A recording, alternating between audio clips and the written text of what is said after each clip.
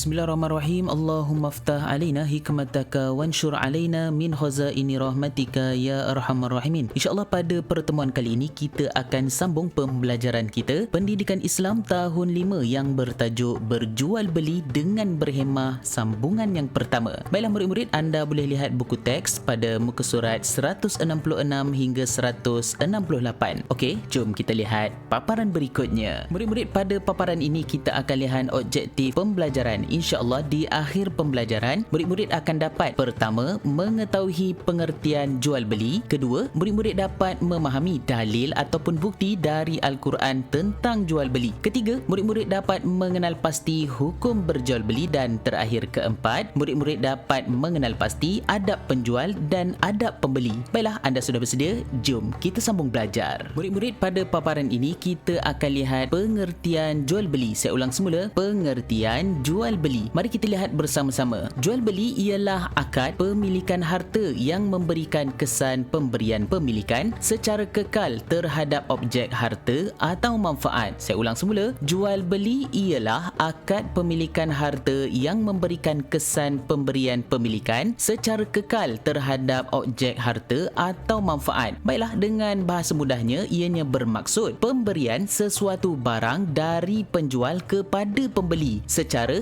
suka sama suka melalui lafaz saya jual dan saya beli di antara penjual dan pembeli barang. Saya ulang semula, pemberian sesuatu barang dari penjual kepada pembeli secara suka sama suka melalui lafaz saya jual dan saya beli di antara penjual dan pembeli barang. Baiklah, itulah dia yang dimaksudkan dengan pengertian jual beli. Murid-murid, pada paparan ini kita akan lihat dalil atau bukti dari Al-Quran tentang jual beli. Dalil atau bukti dari Al-Quran tentang jual beli. Mari kita hayati bersama-sama. A'udzubillahi minasyaitonirrajim. Wa ahallallahu al-bai'a wa harrama riba.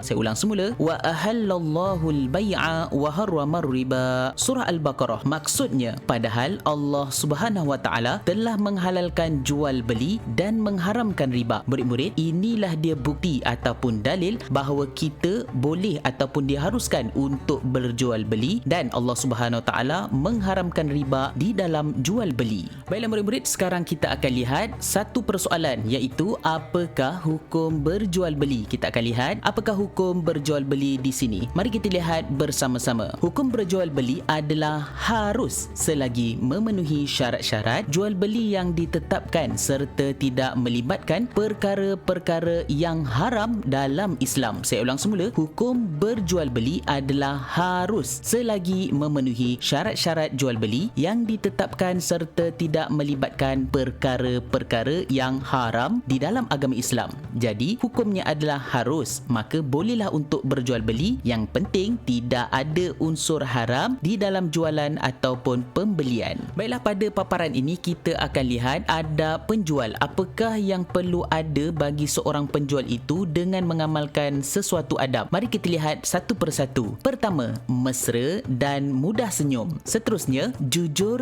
dan berterus terang, tidak menipu dalam timbangan. Berikutnya, menjual barang yang halal dan berkualiti dan mengucapkan terima kasih setelah selesai berjual beli. Seterusnya, sabar dan bertolak ansur dengan pelanggan. Berikutnya, tidak meletakkan harga yang tinggi demi keuntungan sendiri. Dan terakhir, mengelakkan unsur riba di dalam perniagaan. Inilah dia adab sebagai penjual. InsyaAllah Allah Subhanahu Wa Taala akan memberi pahala bagi semua penjual yang mengamalkan adab-adab ini. Baiklah, berikutnya kita akan lihat adab pembeli. Apakah adab-adab sebagai seorang pembeli? Mari kita lihat bersama-sama. Pertama, berkomunikasi dengan baik. Seterusnya, tidak membeli barang yang haram. Berikutnya, memudahkan urusan penjual dan tenang dan tidak banyak kerenah. Berikutnya, sabar menunggu giliran pembeli. Seterusnya, berterima kasih setelah selesai membeli. Dan terakhir, bertimbang rasa apabila kekurangan stok barang. Inilah dia adab-adab sebagai pembeli. Mudah-mudahan kita dapat beramal dengan apa yang telah dipelajari. Alhamdulillah, itu dia pembelajaran kita pada pertemuan kali ini. Semoga anda semua dapat beramal dengan ilmu yang telah dipelajari. Baiklah murid-murid, seperti biasa, sekiranya anda tidak memahami video ini, anda diminta untuk mengulanginya semula supaya supaya anda dapat memahaminya sepenuhnya. Sekiranya anda masih tidak faham juga, anda diminta untuk merujuk guru pendidikan Islam di sekolah masing-masing. InsyaAllah guru-guru akan memberi pengajaran dan pemahaman kepada anda. Dan jangan lupa tekan butang subscribe sebagai tanda sokongan anda pada channel ini. Baiklah, itu saja daripada saya, Abu Channel. Wabillahi taufiq wal hidayah. Assalamualaikum warahmatullahi taala wabarakatuh.